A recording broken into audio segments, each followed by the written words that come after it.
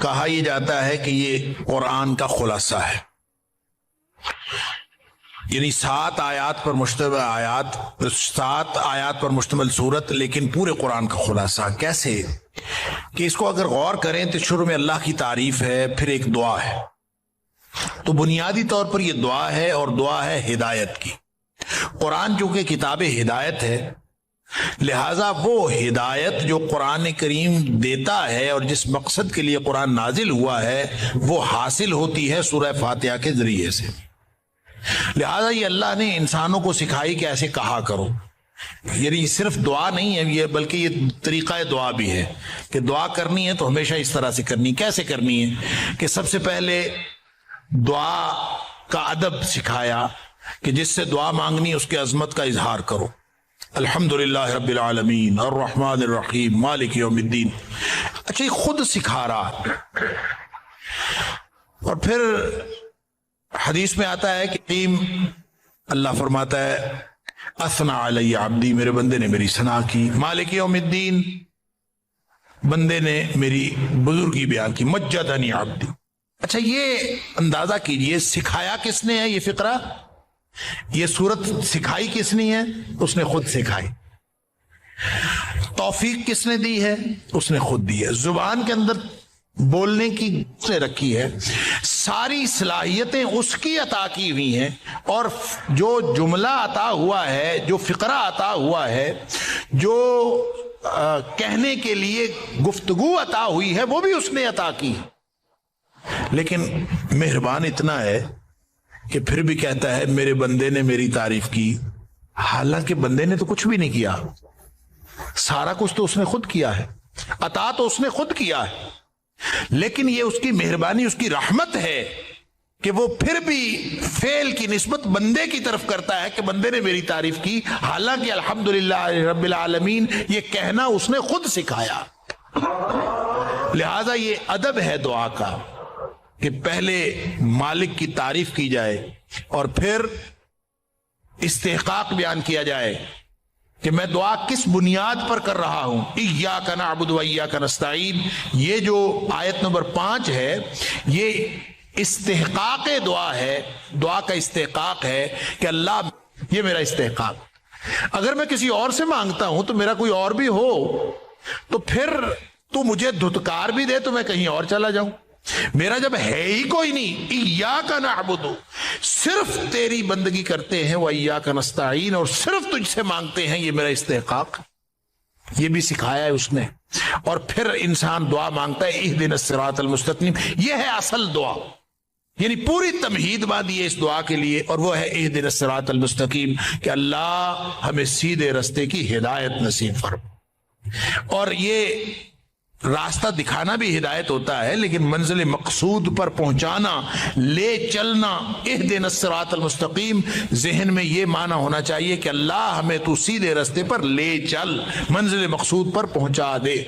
اور پھر آخری آیت جو ہے صراط الذین انعمت علیہم غیر المغضوب علیہم ولا الضالین آمین، یہ وضاحت دعا ہے کہ اللہ میں نے جو مانگا ہے وہ کیا ہے؟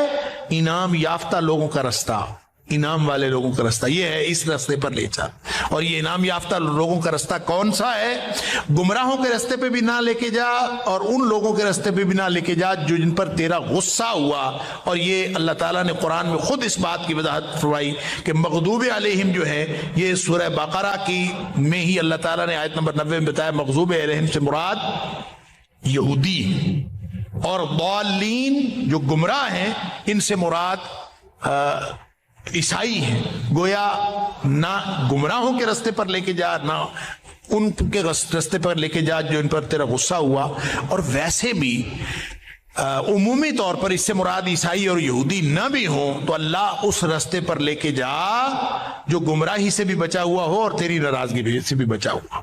یہ ہے وہ دعا جس کے نتیجے میں اور جس کے جواب میں پورا قرآن نازل ہوا ہے۔ اللہ اکبر۔ لہٰذا آپ یہ کہہ لیجئے یہ جو خلاصہ ہے پورے قرآن کا، تو پورے قرآن کا خلاصہ اصل میں ہدایت ہے۔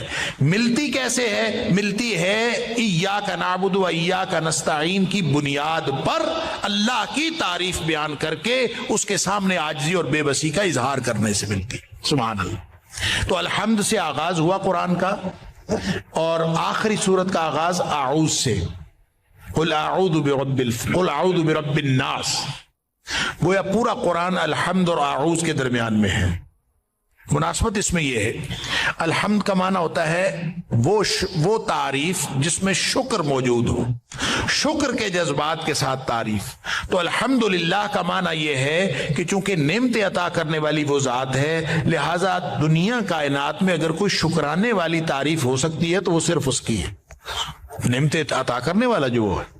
اس لیے ساری زندگی دراصل انسان شکر کرتا رہے اللہ کے انعامات کا تو یہ شکر ادا نہیں ہوتا.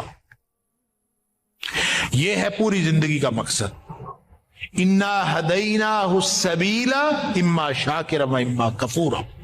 اللہ تعالیٰ نے سورہ دہر میں فرمایا کہ ہم نے دو راستے بتا دیے، چاہے کوئی شکر کرنے والا بن جائے چاہے کوئی کفر کرنے والا. گویا پوری زندگی کا مقصد شکر کرنا ہے، شکر والی زندگی. اللہ تعالیٰ مجھے اور آپ کو شکر والی زندگی عطا فرمائے. سورہ فاتحہ انسان کو شکر والی زندگی گزارنے کا طریقہ سکھاتی، اور قل اعوذ برب الناس جہاں قرآن مکمل ہو، یہ پوری قرآن کی دعوت کا خلاصہ. اور جہاں قل اعوذ برب الناس ہے وہ اس حقیقت کی طرف نشاندہی کرتا ہے کہ انسان جو شکر کی زندگی گزارنا چاہتا ہے اس میں سب سے بڑی رکاوٹ شیطان ابلیس ہے، اور ابلیس سے حفاظت بھی انسان کو اللہ ہی عطا کر سکتا ہے. قل اعوذ برب الناس، اسی کی تعریف جیسے ایاک نعبد و ایاک نستعین، اللہ تیری بندگی کرتے ہیں اور تجھ سے مدد مانگتے ہیں، اور بعین ہی اللہ تعریف بھی تیری، اور اس رکاوٹ جو ابلیس اس میں ڈالتا ہے اس سے حفاظت بھی تیری حفاظت میں آئیں گے تو بچیں گے. یہ ہے پوری انسان کی زندگی کا خلاصہ. گویا سیانہ بننے کی ضرورت نہیں ہے اور اپنی صلاحیتوں پر اعتماد کرنے کی ضرورت نہیں ہے. اللہ کی دی ہوئی صلاحیتوں کو استعمال کرتے ہوئے اللہ کے سامنے بے بسی اور عاجزی کے اظہار کی ضرورت ہے کہ انسان عاجزی اور بے بسی کا اظہار کرے. یہ ہے پورا قرآن آپ کو جو منہج زندگی بتا رہا ہے، جو اسلوب زندگی بتا رہا ہے، وہ یہ